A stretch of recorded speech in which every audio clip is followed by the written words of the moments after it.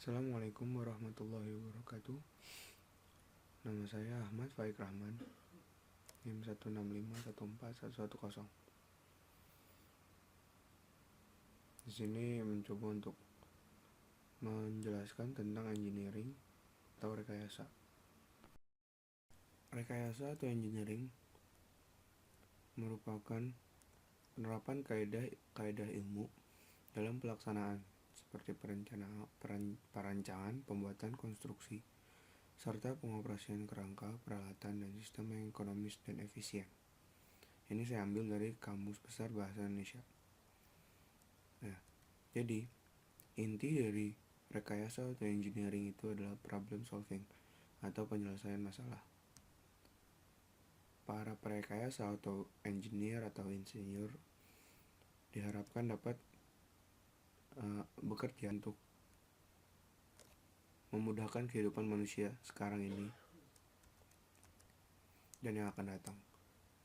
Pada para insinyur membuat dan menemukan banyak penemuan-penemuan yang nantinya akan membawa perubahan terhadap kehidupan manusia untuk menjadi lebih baik. Perkayasaan atau engineering ini sangatlah penting. Kenapa penting? Karena seiring dengan berjalan waktu, teknologi juga semakin berkembang. Karena mereka berkembang, maka dibutuhkan orang-orang yang mampu untuk mengatasi atau memiliki inovasi-inovasi baru untuk bisa menyelesaikan masalah yang ada di tengah-tengah masyarakat. Seperti yang dikatakan sebelumnya, inti daripada engineering adalah problem solving atau penyelesaian masalah. Penyelesaian masalah di sini adalah penyelesaian yang mementingkan kebaikan bersama dan harus memiliki dampak yang signifikan dan kontinu, dan juga harus bersifat membangun. Agar semua itu dapat tercapai, perekayasaan ini dapat dirasakan oleh lebih dari satu generasi atau bisa dirasakan oleh anak cucu kita. Ya, banyak masalah yang telah diselesaikan dengan penemuan oleh para insinyur atau engineer. Contoh-contohnya adalah jembatan, handphone atau telepon genggam, iktp, Airbus A380, barang-barang yang ada di kawasan industri seperti banyak sekarang pabrik-pabrik yang menggunakan robot-robot pertemuan para engineer atau insinyur. Saya di sini ingin juga menjelaskan bahwa semua itu adalah buatan insinyur dan semua itu mempunyai latar belakang masalah yang ingin diperbaiki. Seperti contohnya tadi jembatan itu ditemukan karena manusia membutuhkan sarana yang dapat membuat perjalanan yang sebenarnya agak jauh kalau lewat darat ataupun lewat air. Tapi manusia ingin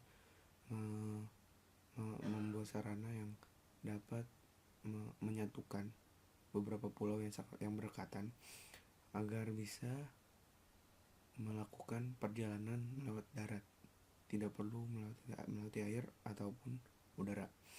Maka dibuatlah jembatan.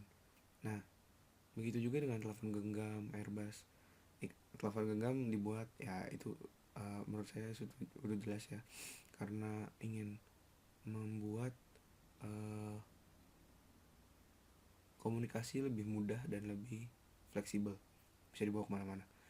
Airbus sebenarnya sudah dibuat Boeing 737 yang sangat besar, tetapi Airbus ini membuat penerbangan lebih efektif karena membawa orang lebih banyak. Menurut saya itulah contoh-contoh permasalahan yang telah diselesaikan dengan barang-barang temuan dari insinyur. iktp, RoboHand, BCI atau Brain Computer Interface yang sedang dikembangkan di Indonesia dan di beberapa bagian dunia ini, itu adalah beberapa hal yang dikembangkan dan ditemukan oleh insinyur-insinyur. Sebenarnya banyak barang-barang lain yang ditemukan dan dikembangkan oleh insinyur. Ya, tapi saya juga hanya dapat membahas tentang beberapa saja. Sekarang saya ingin membahas tentang engineer itu sendiri. Ada metode-metode yang harus dipahami dan dijalankan oleh insinyur. Satu, yang pertama, menurut saya, insinyur tuh harus mengetahui masalahnya terlebih dahulu.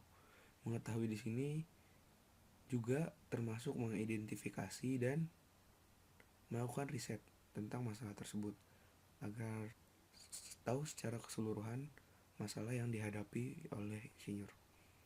Lalu setelah insinyur mengetahui apa saja masalah dan akar-akar masalah dan identifikasi segala hal tentang masalah tersebut, insinyur diharapkan dapat membuat ada solusinya. Maksudnya, engineer di sini mencari solusi-solusi tersebut yang dapat dipakai untuk menyelesaikan masalah tersebut.